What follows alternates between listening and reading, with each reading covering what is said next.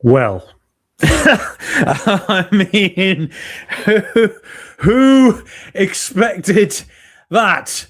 21 years. 21 years since Lee Bowyer and Kieran Dyer got into a punch-up in the middle of the pitch. Well, it was Aston Villa who battered Newcastle today rather than Newcastle players battering each other. That was the last time Aston Villa beat Newcastle was in the year 2005. I was in Thailand on a freaking bus following it on my phone in disbelief that we were winning. And now 21 years later, finally, we have beaten Newcastle at St. James's Park. And boy, didn't Aston Villa do it in style. So brilliant that I might just sit down tonight and write a love poem to Professor Unai. I might write a whole dissertation on how good Aston Villa are. This was just unbelievable. 3 days after you go to Fenerbahce, away in Istanbul, the two big flights you got to do, 8 hours flight through the week. A week on from losing at home to Everton. This team are built of different stuff. The Villa of old never let us dream like this. They never, ever let us dream like this. The Villa of the here and now, well, they lose at home to Everton. You know, it can happen. What do? You look at Fenerbahce away, and 3 days later, you look at Newcastle. 3 days later, a place we never win. We always get battered at. We go to Fenerbahce, and we absolutely dominate them. And we should have really won it 3 or 4-1. You look at today, we absolutely battered them, and we should have won 3 or 4-0. It was unbelievable. Now, before the game, I said, I was going to do a whole big piece on it, but I said that Aston Villa, basically, the mistake we keep making up there every time we go to St. James's Park, we concede within the first 10 minutes or 20 minutes. We do it constantly. And we almost did it after 30 seconds today. And I dare say the game may have even hinged on Sandro Tonali not finishing that chance in the first 30 seconds. Because Emi Martinez, who had a 10 out of 10 game today, caught everything. His distribution was exceptional.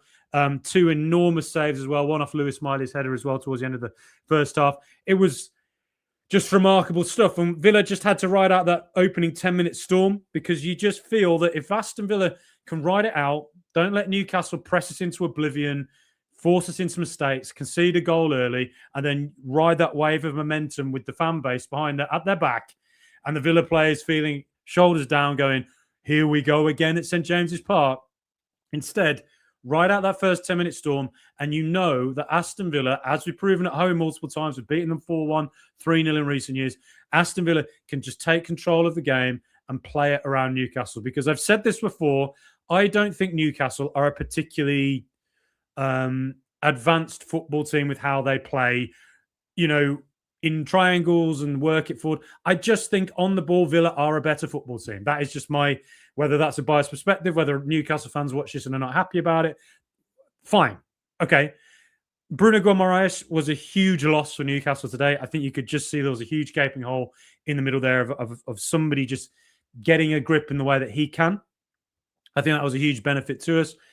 But the way we dealt with Joe Linton and Sandro Tonali and Lewis Miley was amazing. So basically all game, I'll just get this up now. We were forcing Newcastle constantly to go out wide to Gordon and to Barnes. Trippier would come up and support, and quite a lot of the time Lewis Hall would do a sort of what Calafiori does at Arsenal, cut forward and go in between the winger and the striker. But what we were doing the whole time, Amadou Onana was told, just stay close to Joe Linton. Constantly look for where he is, get goal side of the guy, and just use your big, long, lanky legs to get around him, screw him up, get in his head, wind him up, force him into bookings, and that's what happened. And, again, I'd say luck broke our way in the fact that Joe Linton got injured quite early on in the second half. But Amadou Onana was just 10 out of 10, amazing today. On the ball, fantastic, but just his presence in the centre, physically being able to match up to Joe Linton and therefore numb Joe Linton's physical presence and basically win that battle over and over and over again That is why, a big part of why Aston Villa took control in the centre, and we were constantly forcing Newcastle out wide, and all they were able to do really all game was just cross, cross, cross, cross, cross, cross, cross again. I mean, more crosses than bloody Jesus saw 2,000 years ago. And over again, I mean, there was one, obviously one of those crosses led to Lewis Miley's header, a fantastic save from Emi Martinez. I mean, truly a 12 out of 10 save that was. And very few keepers in the world can make a save like that. But by and large, those balls into the area, you sort of think we're probably going to do. The defenders probably have a better chance of dealing with this rather than really good football that's just working its way through. And I think if you compare it to what Aston Villa were doing, that triangle we worked for the first goal, where it was Buendia, Rodgers, Watkins. Watkins had come out wide to the left, collected it, great ball across, and then Villa just worked it up the pitch. Good triangle between Rodgers, Buendia, and I can't remember who the other player was now. Buendia, though, what a hit. XG, FC there. I mean, all the XG losers out there, they're not going to be happy that Aston Villa have once again gone and ruined the day for them. Fantastic finish. And I think the only thing you could criticise Villa for in that first half, we dominated the centre. And also something I didn't mention is that Lewis Miley, I had him there in the middle. So Bruno was injured, just in case. But Lewis Miley, basically every time he got the ball, Yuri Tielemans was sort of waiting for him, gave him a bit of space. But then once the moment came for Miley to collect the ball from the defenders, Tielemans pounced. He just waited to pounce, and he did it. He pounced on Miley, made it very difficult for Miley centrally. So Newcastle were finding it really, really difficult to play out. Onana and Tielemans were just amazing centrally. And then Villa constantly were winning those central battles. Generally, Newcastle might get into the final third, putting a cross. Keeper gets it, but then the break's on because they've overloaded and there's a load of space for Villa to break into. And we did it. And the only criticism you could have for Aston Villa really in that first half and maybe over the game was we just weren't quite clinical enough. And we were the same against Fenerbahce. That first half, we should have been, probably 3-0 up. And I think in this game, we should have been at minimum 2-0 up. I mean, barring the, Miley and Tonali save. I mean, in fairness, those two chances, you probably say Newcastle should have had one goal. But I look at what Villa were doing today, and I think we should have had about 3, maybe even 4. That's how dominant we were. Onana, Tielemans, Buendia, his work coming back, jumping onto Tonali all the time. Again, just getting in, being hassling, coming back and supporting Matty Cash, getting around Gordon and Hall. And then as soon as the ball would break to Buendia, he was superb. His first touch was always right. His passing was always correct. His little triangles he was working with Sancho and Onana. Sancho's work, him tracking back as well with Hall and Gordon. His defensive work today, Sancho was superb. There's just not a player today that I can't even think about that I could even vaguely criticise. Ollie Watkins, there's games where Ollie Watkins doesn't look involved. Everton last week, totally anonymous. And then when he got the ball on the rare occasion he got it, he was very ineffective with it, very wasteful with it. Today, Ollie Watkins coming deep out onto that left-hand side. That's his most dangerous position, I think, when he comes deep. When he gets it and he can link up down here and then break into the box. That first goal was him coming out wide. Watch it back again from the start. He comes out wide. He collects it. Ball into the middle. Villa work it across over into Buendia, and it's a big goal. It's a big goal. Amazing. And I thought what Watkins' work in that first half was brilliant. He did so much work. But I think if you think of that breakaway when he got the ball and he tried to pass it to Sancho, who'd done an overlap, and it was a poor pass. I think that maybe summed up his final moments, his final pass. That shot, a great save from Nick Pope as well early on in the first half. It just wasn't quite happening for Ollie in those final moments. But what does Ollie do? He keeps going. And again, he was very involved. He was really working those defenders. He was physically winning a lot of those duels. And Villa today, again, to bypass that high press that Newcastle were trying to force us into mistakes, particularly in that first 20 minutes, Aston Villa decided, like we did against Man United at home, go long. Go long. Why not? It's on. And that's why I said it all week, and I'll repeat myself. This is why we've signed Tammy Abraham. Because Daniel Marlon is not a player you can put long balls into really over and over again because he doesn't have the height, right? He's physical. He backs into you. Tammy Abraham, he has the height. His aerial duel numbers are Superb. So now, when Aston Villa want to go long, we now have games where we'll go to Newcastle away. It'll be the same at Man United in a few weeks when we go to Old Trafford. It was the same with Man United at home. When we want that option where we don't want to, risk it in the first half an hour where we might give the ball away when the other team have loads and loads of energy. We might play it around at the back and they press us into oblivion and we make a mistake. Sometimes just bypass the press, because what's happened, if they're pressing high, there's loads of space behind you. So go into it, because if we do, we've got the players who can work lovely little triangles, make the right runs, and we can create an opportunity. So go long, do it. And we did it today, and it worked over and over again. And a lot of that was down to Ollie Watkins' work. And yes, his final ball in the final third wasn't always great, but his work rate today was unbelievable. The first goal from Buendia is him coming deep and working it in off the left. And then if you look at it towards the end of the second half, it's in the 87th minute. He gets the ball. It's a poor pass from Lewis Hall into him. Yes, gets the ball, and he just looks at these two central defenders around him and he goes, look, I ain't going to beat them in a foot race now. I've just played 90 minutes out in Fenerbahce pretty much. I haven't got the legs to keep going here, so I'm just going to fucking whack it. And to be honest, he maybe should try and do it more often, because he's got, as he showed against Forest a few weeks ago, and he showed again today, he's got a proper hit on him. And great save from Nick Pope.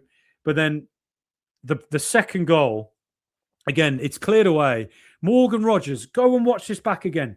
Morgan Rogers' vision to see Luca Dean getting forward where he was, and to not just have the vision, but the technical capability to put the ball over perfectly the top, swing it over to Luca Dean, perfectly weighted in the way it was just, outstanding.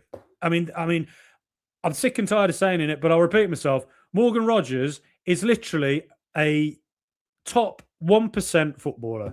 He is that level now. That is what he is. There's no debate about this. Morgan Rogers is a true world-class, top-of-the-range, Rolls-Royce, bloody Concorde, bloody Shakespearean play of a football player. He's that far ahead.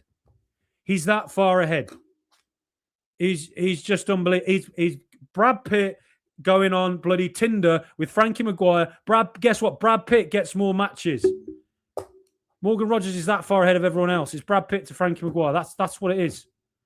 Amazing. And the ball into Ollie Watkins, who just stayed alive, waited for his moment to get in behind the defenders and took his opportunity, headed it down right at the feet of Nick Pope, and in it goes. Perfect strike to play. And Ollie Watkins, yes, his final ball wasn't always quite right today. His final shot wasn't always quite right, but he kept going. He was involved for both goals. He scored the second one, and he led that line supremely well. And I think all you could say is that now that Tammy Abraham has come in, this is great for Ollie Watkins, because I've been saying for a while, the reason I wanted Conor Gallagher is because we need to find a way to balance the minutes for John McGinn, because he's playing too much football now that he's getting into his 30s, right? And I think with Ollie Watkins getting into his 30s, we are asking a lot of him to keep leading these front line, keep winning these physical duels, keep running over and over again, Sunday to Thursday to Sunday, back to the Thursday, again on the Sunday. We need to be able to balance the minutes. So if you can have Tammy Abraham play 60 minutes, be that player who, when we go away to Newcastle, he leads the line by being the big physical striker up top, wins headers, works his socks off, maybe gets a goal from a set piece, whatever. And then you've got Ollie Watkins comes on for 30 minutes like he did against Chelsea a few weeks ago. He's fresh, he's fit, he's firing.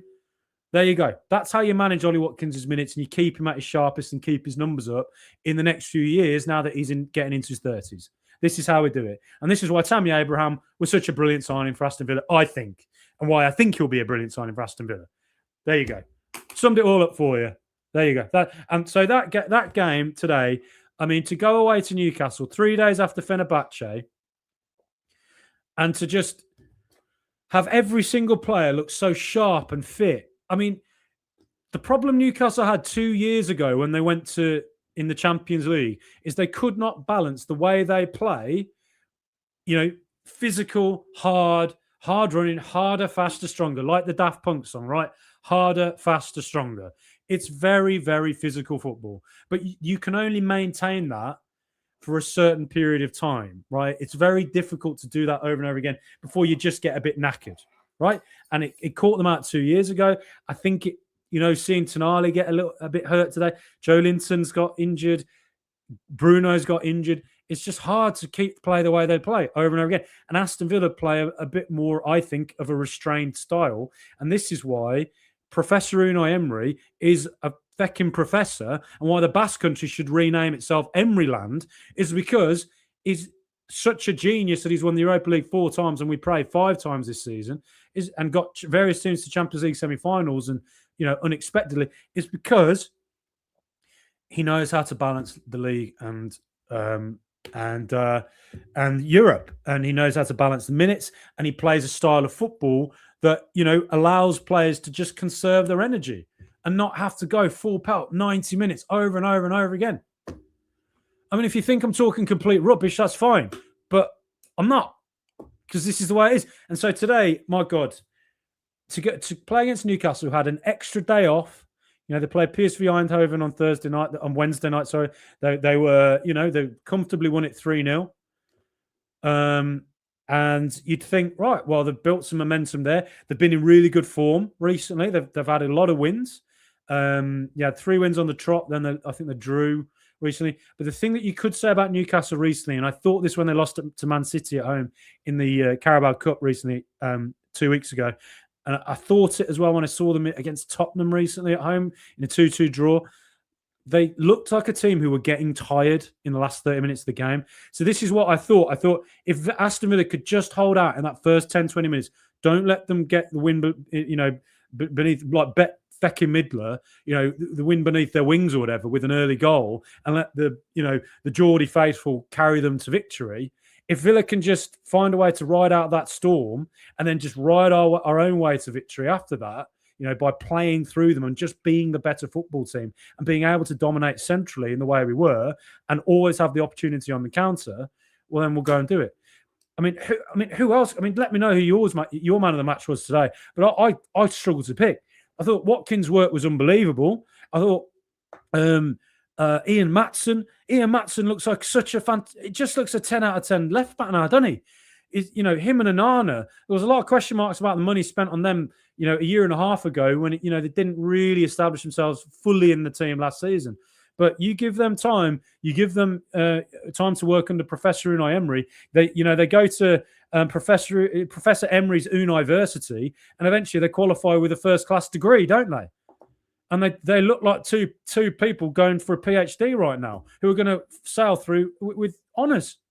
That's how good they are. The two of them.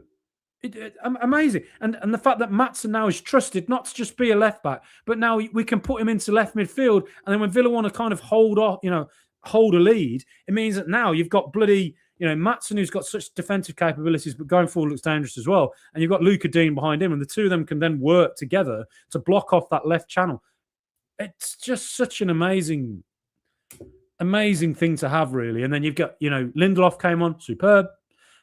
Bogard came on, and again, it looks like a player who just keeps growing and growing and growing. Just astonishing, really.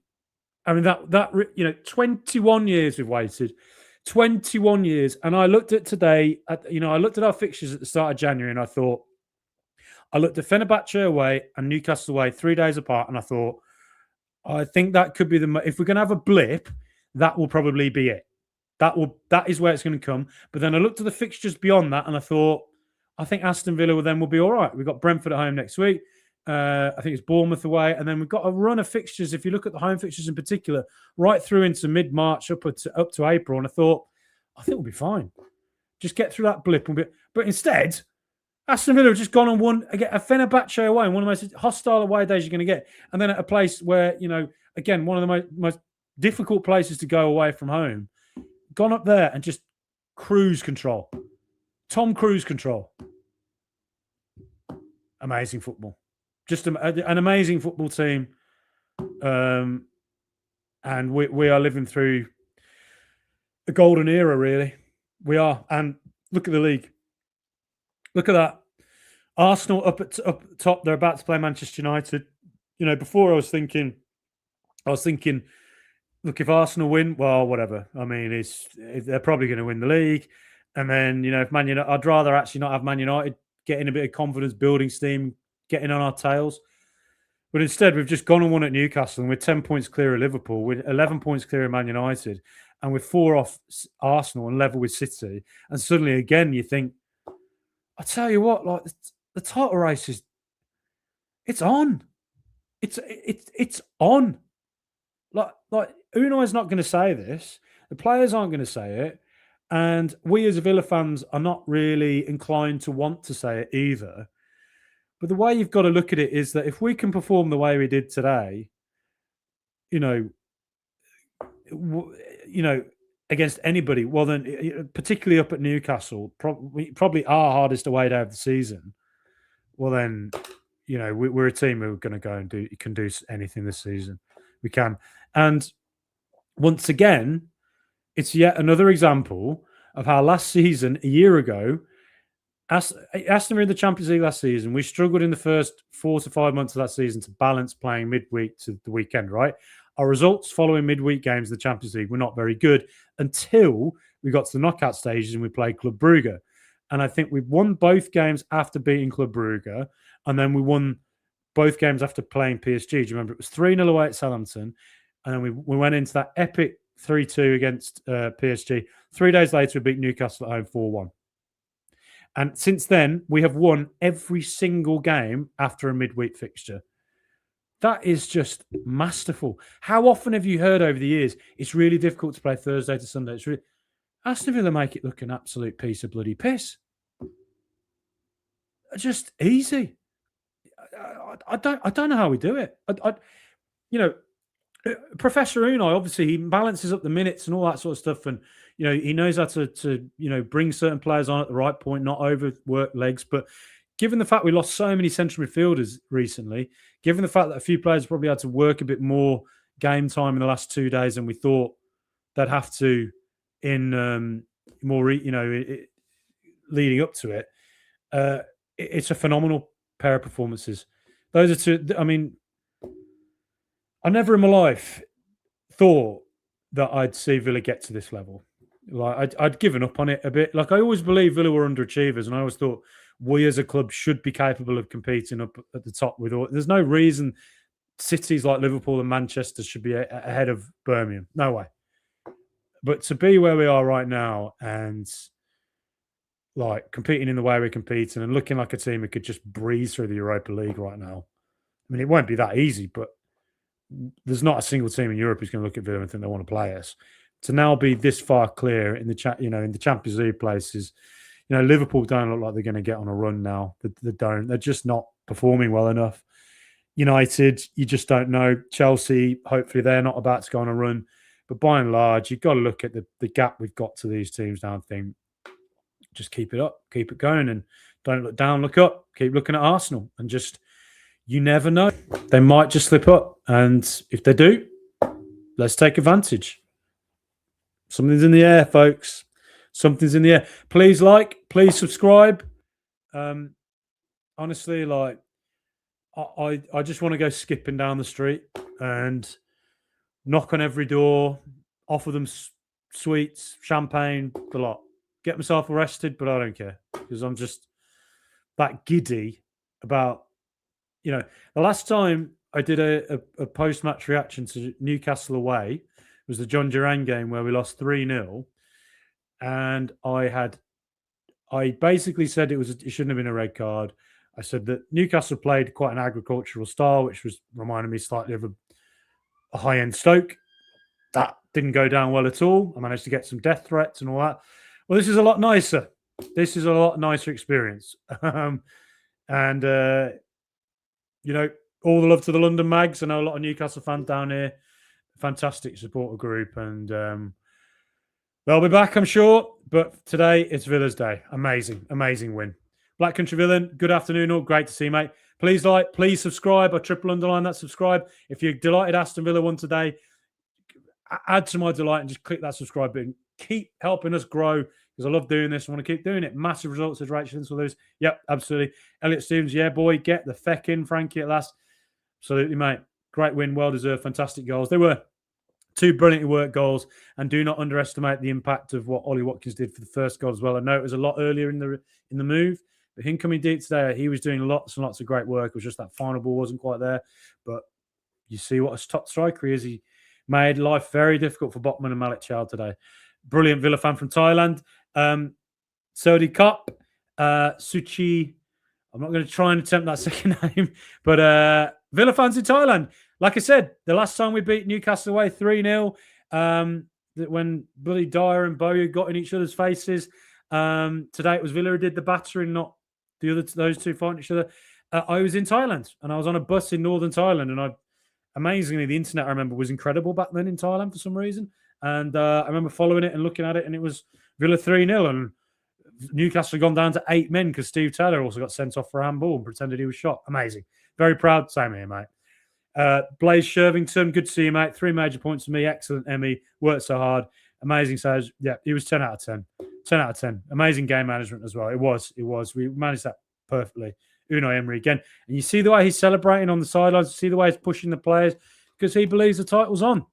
He thinks it's on. He'll never say it. He'll never say it. He might say it in Basque because very few people understand that language other than those who live in the Basque country. But by and large, like, he believes it. He believes we're gonna win. We can do it. We can do it. I think he believes we're going to win something this season. FA Cup, Europa League, Premier League. It's all on. Keep going. Absolutely goddamn incredible, says Dr. Ali. Fabulous he. Top man.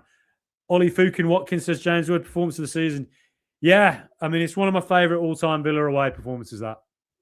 I mean, these two performances, Fenerbahce and Newcastle, these are one of my favourite 3-day periods ever at Aston Villa, ever. Because it's just not, these are not the sort of away days the Villa I've known, have ever really performed in. We just tend to, 21 years, that sums it up. Think of all the hoodoos Professor Unai's ended. Manchester United, we didn't beat them at home for 27 years. We've beaten them twice at home under Unai Emery. His first game, we beat Manchester United at home and ended a hoodoo. West Ham, we had a terrible record against West Ham for years. Didn't beat them away forever. Beat them all the time now, particularly away. Tottenham Hotspur, 13 years we used to lose to them all the time. And what have we done in the last few years? Beat them all the time. Arsenal, another team, didn't beat them from 1998 at home all the way through to 2020 under Dean Smith. Got a few results, but we've beat them consistently. We always give them a game. European football, top 4, getting into that. That again is another one. Chelsea, a team we seem to beat away a lot. Another thing we never did. Newcastle away, a result we never, ever got for 21 years. We just never do well against them away. We've gone and beaten them. I think the last one left is Liverpool. I think that's it. I think that's the only big team that we've had a bad record against for a long time that we just haven't beaten under Unai Emery. But would you bet against that happening this season at Villa Park? I wouldn't. A clean sheet. Yeah. We haven't had many. We haven't been great on those clean sheets. We do tend to concede one at least. So it didn't, to get a clean sheet up there and basically force Newcastle constantly to go out wide out there into those positions, into Trippier, he pushed further forward second half, but to have him come there, Gordon, Harvey Barnes, the two of them constantly having to work back onto their strong foot, whip a ball in. I thought that Anthony Gordon, Matty Cash dealt with him with ease. Matty Cash, if he'd stuck with England, he'd be pushing for an England place. He's one of the best right backs in world football at the moment. Anthony Gordon did nothing against him. I know Gordon's not had his best season, but Gordon didn't out. And Trippier and Barnes were both dealt with superbly by Powell, by Maatson, by Dean, by Buendia coming back and helping out. All of it. Supreme work. Buendia was fantastic tracking back on Trippier as well. Awesome work all round. And let's give a shout out as well to Leon Bailey. Well, the man's back. And I think the Everton game was the game where Professor Unai gave up on Evan Gesson as a right winger. Evan Gesson is not a right winger. It just isn't, is he? We've seen enough now. If you look at his best highlights for Nice, and you see what he does with Ghana, I think, is it? You see where he performs for these teams. He's a central player. He has to play centrally. And I dare say now that when we see Evan Gesson play, we're going to see Evan Gesson go either up front, number 10, left mid. He's going to go central. And maybe just maybe this second half of the season, if he gets more opportunities in the central area, we start to see the growth of Evan Gesson. And he starts to show some of the stuff he showed at Nice, and he starts to show what he showed when he went on the left in his first game, when he came on as a sub against Brentford. Because I didn't imagine it. I was there in the stadium. I watched it. It was brilliant for 20 minutes. And it's like, if you can get more game time in the centre, maybe we start to see Evan Gesson come good as well. Because we all wrote off a lot of these Villa players when they started, didn't we? And they came good. Let's give him a chance. Let's see how he does in the second half of the season. But I think Unai knows he ain't a right winger. And Leon Bailey just looked more natural in that right wing role. And Leon Bailey, it was a plug in and play player, wasn't it? He looked good, Bailey. He looked good. Been away a long time, not played a lot, not had a great time at Roma. Came in and it just was like, I feel like he's a threat. And now we have a right winger, basically. And who knows? Who knows? Bailey, didn't have a great time with it last season. But 2 years ago, he was one of the best attacking players in world football. Can he re-find any of that kind of form today? He looked good. It was a good start. So let's see where he goes. Blaze, where it could have gone badly wrong. Could have gone very wrong today, and it didn't. Great, everyone. Absolutely. Martinez was brilliant today. He was 11 out of 10. Just, sometimes you got to indulge him. He's an interesting character. He's a genius. He is. He's the world's number one. He's made a lot of frustrating errors this year that is not reflective of the type of player that he actually should be and is, his talents. But for him today to perform the way he did, collected everything, physically dominated in the centre, his distribution was excellent, went long when he had to, short balls were right, and those two saves he made off maybe saved the game in the first 30 seconds of Tonali. Maybe saved the game. And then after that, that save off Miley was very few human beings on the planet made that save. And he made it. Fabulous result, says Nigel Brooks. Great to see you, mate. Great to catch you live. What a team we have, and a manager with superpowers. Have a great show. Can't stay on long going for celebratory beers with the lads. Absolutely, and I'll be going for celebratory beers, throwing them in the air, buying everyone a drink at the local pub, and they'll look at me and go, I don't want a drink. So you're having one, and pouring the champagne on them. Buendia's goal, incredible. It was. What a hit.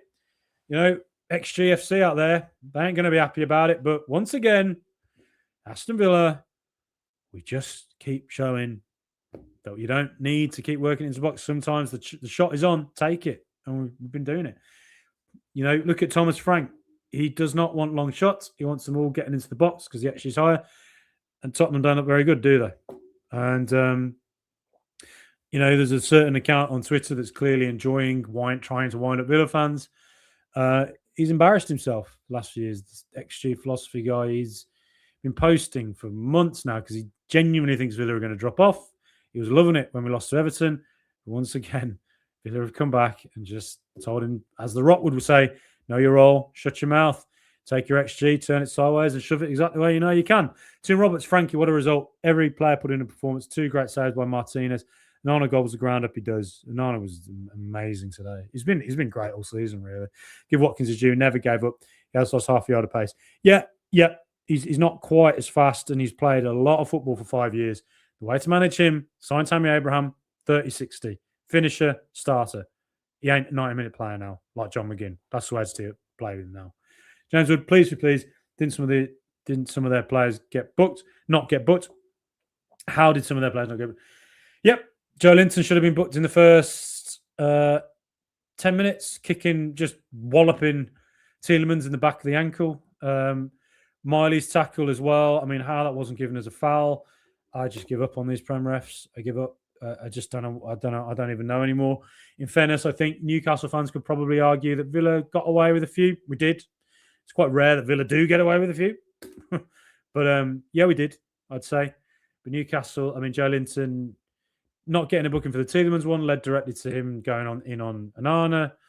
Eventually he gets a booking, but the Miley fouls. I don't think it was cynical from Miley, but he has just kicked Tielemans in the back of the leg. And it's led to Tielemans twisting his ankle nastily. And pray to God, Tielemans hasn't done his ankle ligaments. That didn't look good. I did on my ankle ligaments once. And really tough for about 5 minutes, couldn't really walk. Then it sort of settled down, and I was fine. I could walk, and it worries me that Tielemans did exactly the same thing. He couldn't really walk properly for 5 minutes, and he was able to walk, and you thought, oh, he looks all right. But then you're sort of like, no, he can't carry on. He's walked off, and I'm slightly worried he's done his ankle ligaments, but we'll see. Touch wood, pray it ain't that. But again, Prem refs didn't give a foul. So there we go. Just once again, we've seen it again. Aston Villa are a very heavily fouled team, and referees need to get a grip on this early on. Book Joe Linton, set the stall out, and stop players fouling our players and leading to what's happened to Kamara, like Palhinha, no booking. What happened today?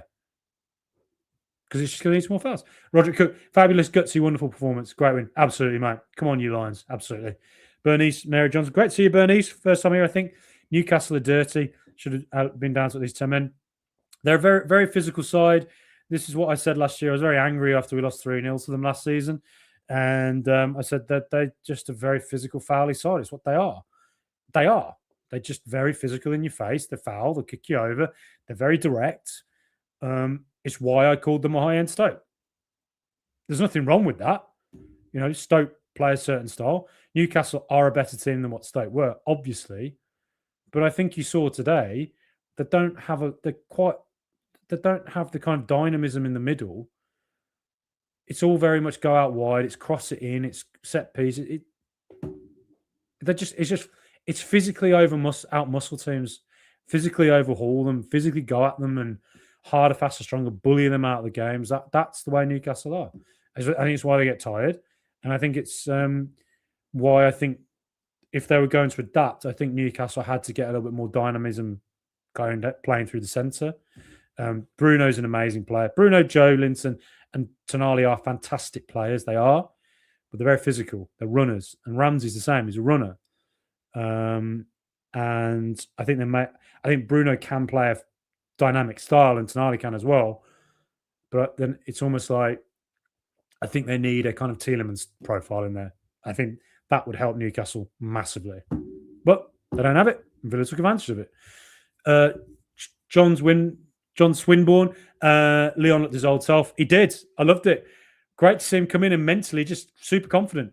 And now suddenly we've got Sancho now looks like he's a right winger. So Sancho and Bailey being able to balance up those minutes, 60-30 players again.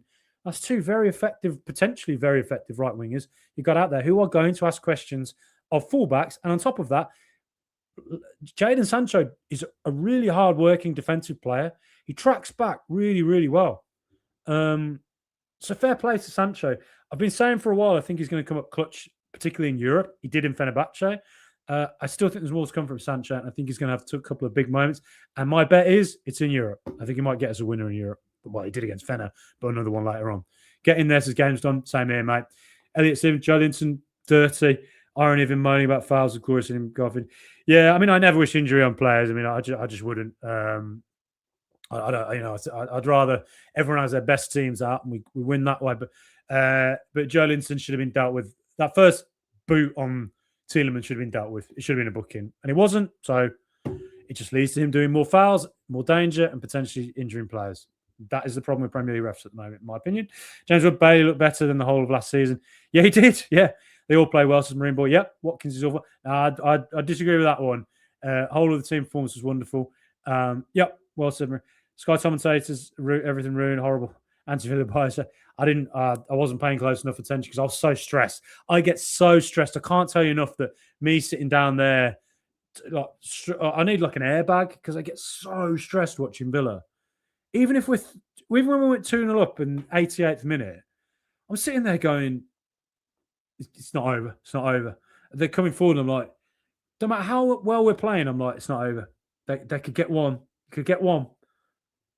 Gaz Williams, what a performance against Dirty Newcastle side who were enabled by abysmal ref. Hope PSG smashed them midweek. I think PSG might smash them. They're missing Joe, they're missing Bruno, and maybe Tonali doesn't look perfectly fit. That could be a long night out for Newcastle. Venner in Newcastle, huge, yeah. John, great to see you, mate. Always saying nice stuff about this. Great joke about crosses, yeah. I sometimes listen back to this and I'm just in case to think, have I said anything to get me cancelled? I hope not. Dr. A. Ali, Barnes was pure thuggery. Yeah, I mean, that's it. And it showed how well Maatson played, that Barnes was forced in to just getting so frustrated and pushing him over. Ian Maatsen has become an elite fullback, and he's probably now the Netherlands starting fullback. I would imagine. Denzel Dumfries is here, play out on the left, but yeah, superb player now. Maatsen looks dangerous everywhere, brilliant defensively, great going forward, and he's really quick into a tackle, really nippy, quick little player. I bet I'd call him when I was younger. I used to play against players like that. He was smaller, and you looked at him and thought you can bully them, but you just can't because they're so quick. Just call them like little Hasley bastards. Hastards. So they're Hasley bastards. They're just annoying little wasps. Barnes should be XG computer wizards. Are we having another fit? Absolutely. Calling the ambulance. If you hear sirens tonight, it's the XG dweebs getting carried off. Not feeling too well about themselves. Right, I am going to go see Man United, Arsenal. I want to see our title rivals basically. What after Everton game, says Cy Campbell, SL Campbell, Everton game. What a dream week it was. And this Aston Villa team. What did I say last week? They always bounce back. Every single setback we ever have, we bounce back. And the perfect example of that was when we lost first day of the season at St James's Park. Shows the pain we've had at St James's Park, doesn't it? When we lost 5-1 on the first game of the season. What did we do the week after? We didn't sulk. We didn't whine. Didn't complain. Didn't put our hands up and go to the teacher and complain that someone bullied us and go and cry. Have to drink milk in a corner and eat an apple. No. We fucking ate some spinach like Popeye, turned up the next week and beat the living hell out of Everton 4-0. Turned up on Mike Tyson to Bruce Seldon in 96. KO. Done. That's what Villa are. They always bounce back from setbacks.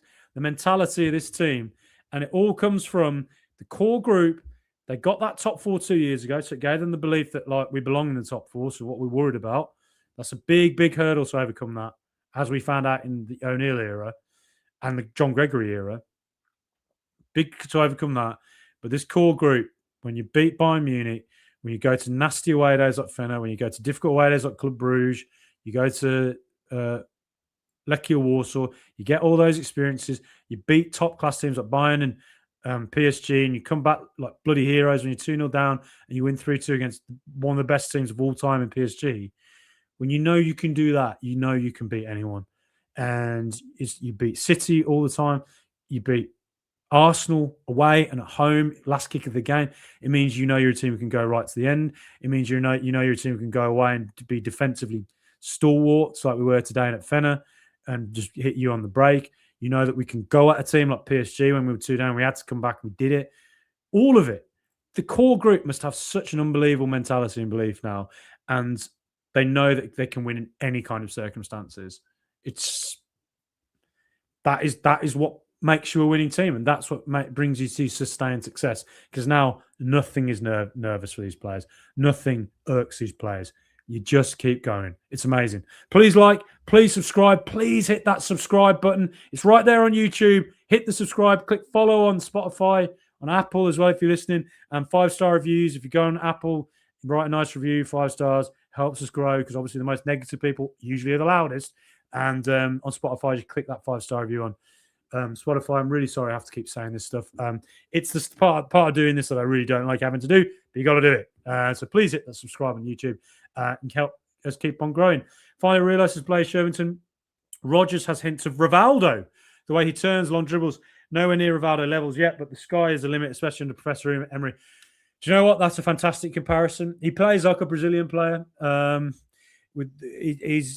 think Rivaldo is a really good comparison. For those who never saw Rivaldo, Barcelona legend, Brazil legend, absolutely unbelievable player. And the type of person who could take a game by the scruff of the neck, super skillful, super quick, could do things out of nowhere. That hat-trick against Valencia to get Barcelona Champions League in 2001 to one of the greatest, my favourite ever football moments that was. And to compare, to have Rodgers compared to him, yeah. And I look at Rodgers and I know that, Chelsea was sniffing around last year. I think he's too good for Chelsea. I think he's better than that. I think he's now in that echelon where if you start to hear Real Madrid are interested, start to hear Barcelona are interested, you go, yeah, it makes sense because that's the level he's at. He's beyond Chelsea. He's right at the top. He's Real Madrid, he's Barcelona, and he's Aston Villa level. And there's very few players in the world who are at that sort of level, but he is. Erling Haaland ain't Villa level. Yeah, I obviously don't mean that. Paolo Fuller, up the bloody Villa, Philippines lines in the house. Please let me know where you're watching from. I'll give it a quick shout out at the end. Thank you so much from the Philippines. I made a chicken adobo this week. I think it's national dish. Philippines, bloody delicious. Go check that out. Pork adobo and chicken adobo, delicious. Delicious, just like Aston Villa today. That was a delicious performance. A chicken adobo of a performance. Question the mentality, says Mark Wayne, of the players after Everton. I was wrong. Yeah, I think the Everton game, I'm putting it down to it being similar to the Palace game at the start of the season. Bit of uncertainty around the transfer window. Marlon's gone. We didn't really have enough up top to make the substitutes to change it. It was right to bring Bailey back. Now we got Bailey back. Sancho, he was ill last week. Now he's back as well, obviously, as well. Makes a huge difference. And Tammy Abraham coming in, that to me is the ace in the pack. Tammy is going to make a big, big difference up top for Villa. I don't think we're ready for how effective he's going to be. It might not be in goals. He might not get 1 million goals for us. I think he'll get goals, obviously. He might not get 1 million goals, but the way he's going to link up, the way he's going to be on the counter, the right pass at the right moment, a long ball at the top, the aerial dynamism he has, it just means Villa can go more direct as well at times, and it allows Watkins to be that finisher, to come on for 30 minutes and finish a game off for us. I think that is a big signing, and tell you what, I think Villa are going places. Carl McClatchy, it's on until it ain't, he says about the title race. Yep, Flangy. Everton was a blip. And I think Super John getting injured had an impact. Yes, it did. Yes, it absolutely did. Dennis, always great to see you, mate. Up the Irish villains. I'm a Man U. I'm a Man U hater. I'm only looking up. Top man. Only look up. And Tammy Baggs has got. If Tammy Baggs has loads of goals, has done. Congrats to you. Title is doable. Arsenal fall off. Always do. Yeah, I mean Arsenal. They're the ones with the pressure. Villa have no pressure because they're not expected to do anything. Arsenal are the ones who are expected to do something, and they're the ones who've blown it in the past. They've got to overcome that. If Villa keep on them, you never know. Then it's Buendia take Messi position for Argentina if he keeps this up. Yeah, Lionel Messi. John, I remember last week after the Everton defeat, you were saying that this is going to be a difficult week. I'm so pleased to say the voice of doom is not what you are. Absolutely. I looked ahead and I thought, my thinking was Villa will be fine for this season, but you're going to Fenerbahce away. There's a lot of question marks about who we're going to sign. Newcastle away. If this ends up being a difficult week, it is what it is. But you just got to bounce back through it, work through it, and we'll be fine. Look at the fixtures ahead after it. We will be fine. They always bounce back. But for Villa to just go and win at Fenerbahce and Newcastle away, I mean, feck me. What a performance. It's the grit, Frankie, says Roderick. That's what was different. Look into their faces. They weren't going to lose. Yeah, this team knew it weren't going to lose. Geordie Villain, great to see you on the live, mate. You always write really nice stuff to us. Thank you so much, mate. I bet you're going to be loving it up in Newcastle, mate. Skipping around there, up on Tyneside. Get in, he says. Why are you, man? Go up there and have some fun. I've never been to Newcastle. I've got to go up there and check it out. Apparently, it's a fantastic city to visit. Right, I am going to... English to Richard Parks, man of the match for me. The two Emmys and Anana, yeah, they were unbelievable. Power's unbelievable.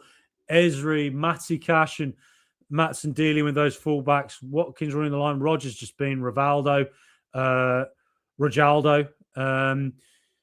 Buendia, Sancho working defensively so hard and doing things in the final third. Yuri Tielemans and Anana, but dominating centrally. And Anana, the way he dealt with Joe Linton was unbelievable, and shows why he was such a crucial signing for us. There's so many comments. I'm obviously not going to be able to get to all of them.